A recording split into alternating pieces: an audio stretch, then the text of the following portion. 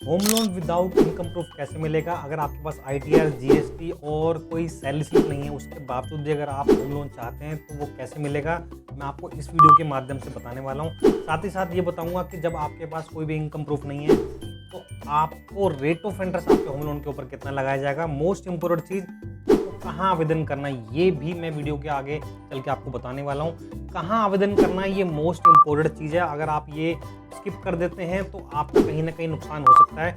इसलिए मैं आपको इस वीडियो के माध्यम से 3 टिप्स बताने वाला हूँ कि home loan without income proof कैसे मिलेगा। अगर आप उन 3 टिप्स को फॉलो कर लेते हैं तो home loan without ITR, without GST और विदाउट सैलरी स्लिप आपको होम लोन मिल सकता है। सबसे पहले मैं आपको टिप्स बताने वाला हूँ कि अगर आपके पास कोई इस प्रकार के डॉक्यूमेंट नहीं है जो इनकम सपोर्टिव होते हैं, आईटीआर, जीएसटी या कोई करंट अकाउंट या कोई सैलरी स्लिप, तो उस परिस्थिति में आपके पास जो भी आपका सेविंग अकाउंट है वो आपके लिए सपोर्ट करेगा आपके इनकम प्रूफ के लिए। वो कैसे करेगा दोस्तों? जब भी आपके पास कोई भी सेविंग अकाउंट है उसके अंदर जो भी ट्रांजैक्शन होती हैं वो आपके इनकम प्रूफ के रूप में कैलकुलेट की जा सकती हैं।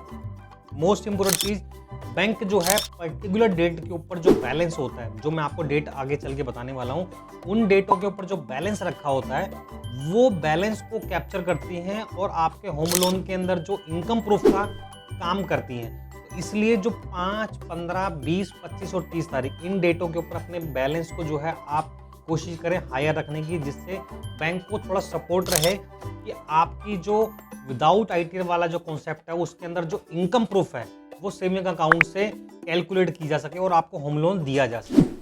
5, 15, 20, 25 और 30 तारीख इन डेटों के ऊपर बैलेंस को आपको हायर रखना है, कोशिश करनी है ताकि आपको home loan without income proof मिल सके। दूसरा, मैं आपको जो टिप्स बता रहा हूँ उसको जरूर फॉलो कीजिएगा। और तीसरी जो है वो सबके लिए बहुत फायदेमंद है। अगर दूसरी वाली अगर आपके लिए काम नहीं भी करती तो तीसरी वाली तो 100% श्योर हूँ तो आपके लिए काम जरूर करेगी।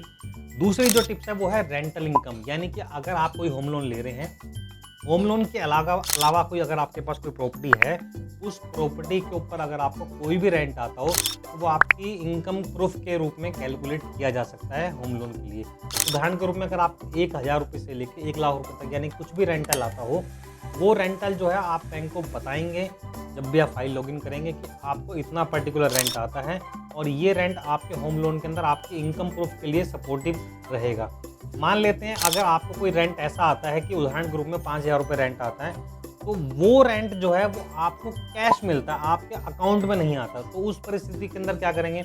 उस परिस्थिति के अंदर जो भी आपकी प्लेस है जहाँ पर आपको रेंट मिलता है, उस पर्टिकुलर जगह के ऊपर बैंक थर्ड पार्टी से वेरिफिकेशन करवाता है कि यहाँ पर कोई पर्टिकुलर टेनेंट रहता है या नहीं रहता। अगर रहता है और वो वेरीफाई कर देता है इस बात को कि वो आपको इतना रेंट हर महीने देता है, तो उस परिस्थिति में वो रेंट जो है आपकी इनकम के रूप में कैलकुलेट किया जाता है और आपको होम लोन मिलने में सहायता प्रदान करता है। तो कोशिश करें कि अगर आपके अकाउंट में पैसा आता है रेंटल इनकम के थ्रू तो बहुत बढ़िया बात है, वो तो फिर वैलिडेट ही हो गया। अगर नहीं आता तो उस परिस्थिति के अंदर आप जो है जो आपने रेंट एग्रीमेंट जो बनवा रखा होगा वो आपको सबमिट करना। अगर आपने नहीं बनवा रखा तो आपको करंट का रेंट एग्रीमेंट बनवाना पड़ेगा, जिसमें टेनेंट की डिटेल होगी और आपकी डिटेल होगी और बैंक थर्ड पार्टी से वेरिफिकेशन करवाएगा उस पर्टिकुलर प्लेस के ऊपर। वेरीफाई होने के बाद वो रेंटल इनकम जो है आपके इनकम प्रूफ के रूप में कैलकुलेट होगी। ये दूसरी टिप्स थी। मैंने आपसे प्रॉमिस किया था कि तीसरी टिप्स जो है आपके लिए सभी के लिए बेनिफिशियल होगी। अगर आपके पास अकाउंट स्टेटमेंट के अंदर अच्छा बैलेंस है, पर्टिकुलर डेट के ऊपर, बहुत बढ़िया बात है। दूसरी जो मैंने बताया आपको रेंटल इनकम।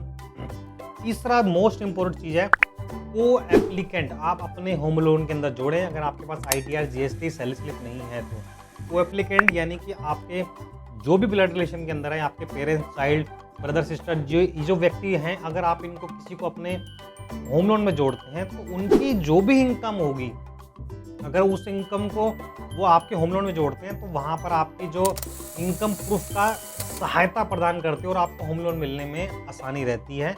दोस्तों, मान लेते हैं अगर आपके जो ब्रदर हैं वो कोई जॉब करते हैं तो उनकी सैलरी स्लिप आपके होम लोन में लग सकती है। और अगर वो भी जो जॉब करते हैं और वहाँ पर भी सैलरी स्लिप नहीं मिलती तो वहाँ पर भी यही पॉलिसी फॉलो होगी कि उनके अकाउंट की स्टेटमेंट को जो है आपके लोन के अंदर जोड़ दिया जाएगा और वहाँ पर इनकम प्रूफ के रूप में वो काम करेंगे। तो कहीं ना कहीं को एप्लीकेंट तो बेनिफिशियल रहेगा ही रहेगा। अगर आप उनकी को एप्लीकेंट की इनकम वैलिड की जा सकती है तो बहुत अच्छी बात है, नहीं की जा सकती है तो फिर वही प्रोसेस फॉलो किया जाएगा जो आपके साथ किया जा रहा है, यानी कि अकाउंट स्टेटमेंट और रेंटल इनकम क्लब किया जाएगा। तीसरा मैंने बता ही दिया आपको, कोई को एप्लीकेंट जो है मोस्ट इंपॉर्टेंट रहता है।